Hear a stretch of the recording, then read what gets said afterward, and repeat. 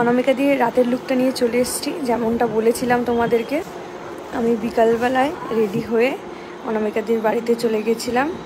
গিয়েই দেখি পুচকিটা একটা রেড কালারের ড্রেস পরে কিউট একটা লুক নিয়ে বসে আছে।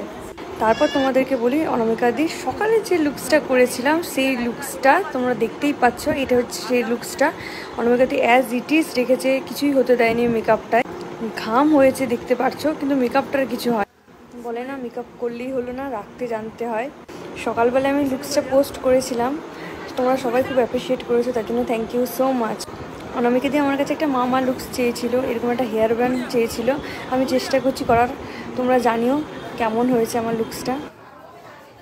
অনামিকাতে যে ভেন্যুটাতে ছিল সেই ভেন্যুটাতে এসির ব্যবস্থা ছিল, কিন্তু টেকনিক্যাল কিছু কারণের জন্য সেই টাইমে সেই এসিটা চলছিল, ওই জন্য তোমরা একটুখানি ঘাম দেখতে পাবে, কিন্তু মেকআপের দেখো কিছু হয়নি।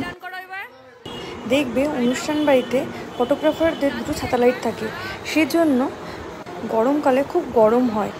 আমরা ওর জন্য বলে থাকি যে তোমার অনুষ্ঠানটা যেখানে হবে স্টেজটার পাশে যেন এসি বা ফ্যানের ব্যবস্থা থাকে, তাহলে তোমার মেকআপটার কিছু হবে না, ঘাম আসবে না, তার জন্যই বলা আর কি।